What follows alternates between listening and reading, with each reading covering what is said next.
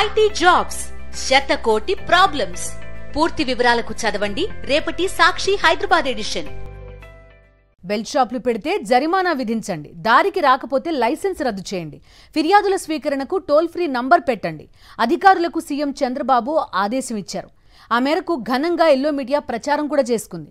బాబు ఆ ప్రకటన చేసి నెల కూడా కాలేదు, మద్యం పాలసీ వచ్చి 2 నెలలు కూడా దాటలేదు.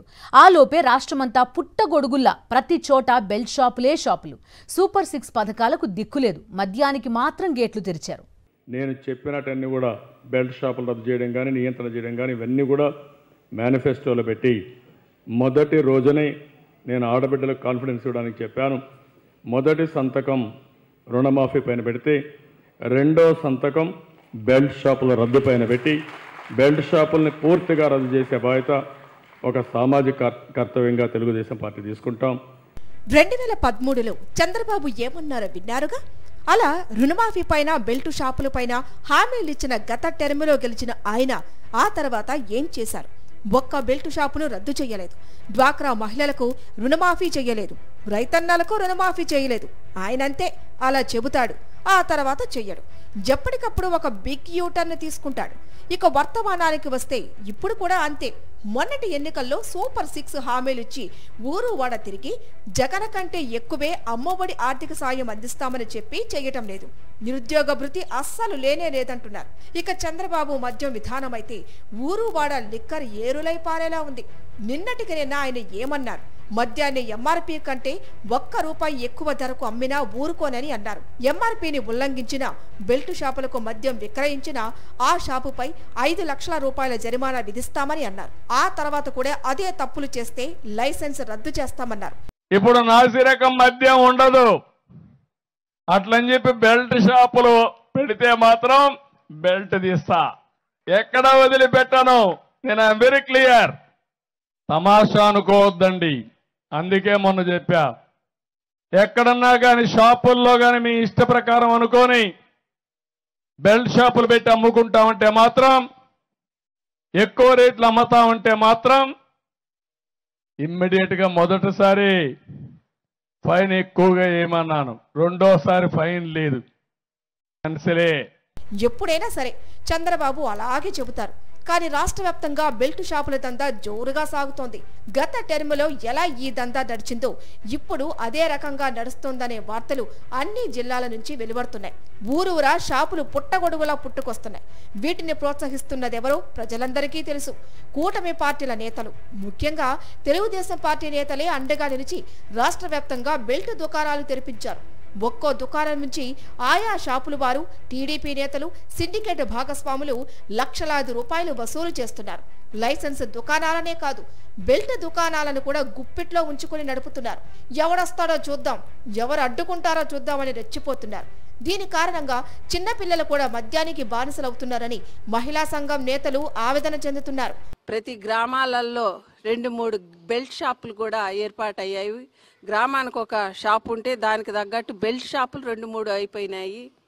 ఈరోజు మద్యం వలన అనేక కుటుంబాలు చిందరవందరం అయ్యే పరిస్థితి అయిపోయింది. ఈరోజు ఎక్కడ చూసినా పురుషులకి అందుబాటులో ఉంది. కష్టపడి పనిచేసినటువంటి పైసలను తీసుకొని వచ్చి బ్రాందీ షాపులకు పెట్టేటటువంటి పరిస్థితి ఈరోజు. కుటుంబాలు నడిచేది కష్టమైపోయింది. విద్యార్థుల పరిస్థితి కూడా అంతంత మాత్రంగానే ఉంది. ప్రతి దగ్గర స్కూళ్ళు, అదేవిధంగా గుడి, బడి, పని ప్రదేశాలు, ఇలా ఎక్కడంటే అక్కడ, ఎక్కడ పడితే అక్కడ పెట్టకూడని ప్రాంతాలలో కూడా ఈరోజు మద్యం షాపులను పెట్టి 9 సంవత్సరాల పిల్లలు కూడా ఈరోజు మద్యానికి అలవాటై బానిసలు అవుతూ ఉన్నారు. మొన్న ఈ మధ్యకాలంలోనే ఇక్కడ హర్నాథపురం దగ్గర ఉన్నటువంటి ఒక 9 సంవత్సరాల పిల్లవాడు ఇంట్లో నుంచి పారిపోయి వచ్చేసాడు. ఏమిరా బాబు నన్ను అంటే, మా అమ్మ కొట్టింది అని అంటే, విషయం ఏంటంటే పక్క పిల్లలు వాడు పోయిన తర్వాత చెప్తున్నారు, వాడు తాగేస్తున్నాడక్క అని చెప్తున్నారు వాళ్ళు. అంటే 9 సంవత్సరాల పిల్లలకు కూడా అందుబాటులోకి వచ్చింది ఈ మద్యం. అంటే ఎంత దారుణమైనటువంటి విషయము. ప్రభుత్వం గత నెల 16వ తేదీ నుంచి కొత్త మద్యం పాలసీ తీసుకువస్తే మద్యం ఆదాయానికి అలవాటు పడిన అధికార పార్టీల నేతలు దానికి సమాంతరంగా బెల్ట్ షాపుల పాత పాలసీని తీసుకొచ్చారు. అధికారికంగా దుకాణాలకు లైసెన్స్ ఫీజులు నిర్ణయించినట్టుగానే ఆయా ప్రాంతాల్లో బెల్ట్ దుకాణాలకు వాటి డిమాండ్ను బట్టి ధర నిర్ణయించి వేలాలు వేసి కట్టబెడుతున్నారు.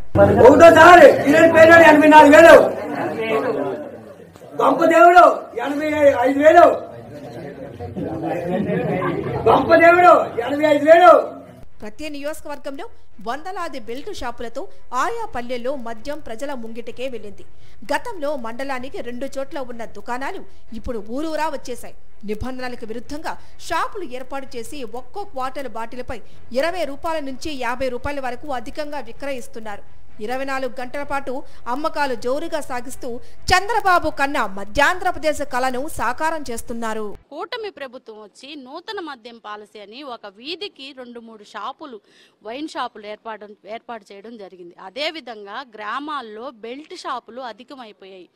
ప్రభుత్వం మహిళలకి రక్షణగా అండగా నిలబడాల్సిన ప్రభుత్వం, మహిళలకి భద్రత ప్రొటెక్ట్ కల్పించాల్సిన ప్రభుత్వం ఈ రోజున నూతన మద్యం పాలసీ అని తీసుకొచ్చి మద్యాన్ని ఏరులై పారిస్తున్నారు. ఇది ఎంత మేరకు సబబు అని చెప్పి ఐద్వాగా మేము అడుగుతున్నాం. కావాల్సింది మద్యం కాదు, మహిళలపైన దాడులు అరికట్టండి. నిరుద్యోగం విపరీతంగా పెరిగిపోతుంది. ఒకవైపున నిత్యావసర సరుకులు ఆకాశాన్ని అంటుతున్నాయి. ఇవన్నీ వదిలేసి అసెంబ్లీ సమావేశాల్లో నిన్ననే ముఖ్యమంత్రి చంద్రబాబు నాయుడు గారు మహిళలపైన జరుగుతున్నటువంటి దాడులు కానివ్వండి, అత్యాచారాల మీద వెంటనే యాక్షన్ ఉంటుంది అని చెప్పి చెప్తున్నారు. కానీ మాటలు, ప్రకటనలు, ఆర్భాటాలకే సరిపోతుంది. కానీ న్యాయం జరిగినటువంటి దాఖలాలు ఎక్కడా లేవు. 54వ డివిజన్లో చిన్నారి పైన 14 సంవత్సరాలు చిన్నారి పైన 50 సంవత్సరాల వ్యక్తి అనేక సార్లు అత్యాచారాలు చేసి ఆ బిడ్డని హింసించారు. నేను వైజాగ్లో లా చదువుతున్న డాక్టర్ మీద గ్యాంగ్ రేప్ చేశారు. మహిళలు ఉలికి పడేటువంటి దృశ్యాలు, మహిళలు ఉలికి పడేటువంటి సందర్భాలు ఉన్నాయి. కానీ మహిళలకైతే రక్షణ కరువైంది, మహిళలకి భద్రత లేదు. కూటమి ప్రభుత్వం అధికారంలోకి రాగానే మద్యాన్ని ప్రైవేటు పరం చేసింది. ప్రభుత్వానికి రావాల్సిన ఆదాయాన్ని చంద్రబాబు నాయుడు తన వారికి వచ్చేలా వైన్ షాప్స్ ను ప్రైవేటు పరం చేశారు. ఇక చెప్పేదేముంది, మద్యం షాపులన్నీ దాదాపుగా కూటమి పార్టీల నేతలు, వారి అనుచరుల చేతుల్లోకి వెళ్లిపోయాయి. వాటికి అనుబంధంగా బెల్ట్ షాపులు ఊరువాడ వచ్చేశాయి. వైఎస్ జగన్ ఊరువాడ గ్రామ వార్డు సచివాలయాలు పెట్టి ప్రజలకు, ప్రభుత్వానికి మధ్యన వాటిని అనుసంధానంగా మారిస్తే చంద్రబాబు ఊరువాడ బెల్ట్ షాపులు స్థాపిస్తూ ఊరువాడ ప్రజలను మత్తులో ముంచెత్తుతున్నారు. బెల్ట్ షాపుల నిర్వాహకుల నుంచి అధికారులు, సిబ్బంది నెలవారీ మామూళ్లు తీసుకుంటున్నారన్న విమర్శలు వస్తున్నాయి. పల్లెలు, మారుమూల గ్రామాలు రాత్రింబవళ్లు మత్తులో జోగుతున్నాయి. గ్రామాలలో పుట్టగొడుగుల బెల్ట్ దుకాణాలు వెలుస్తున్నాయి. వాటిలో అధిక ధరలకు మద్యం విక్రయిస్తున్నారు. గ్రామాల్లో ఏ అర్ధరాత్రి వెళ్లి బెల్ట్ షాపు తలుపు తట్టినా చాలు, కావలసిన మద్యం దొరుకుతోంది. కాకపోతే రేటు ఎక్కువ పెట్టాలి. ఎక్సైజ్ అధికారులకు తెలిసినా వారికి నెల నెల మామూలు వెళ్తుండటంతో చూసి చూడనట్లు వ్యవహరిస్తున్నారు.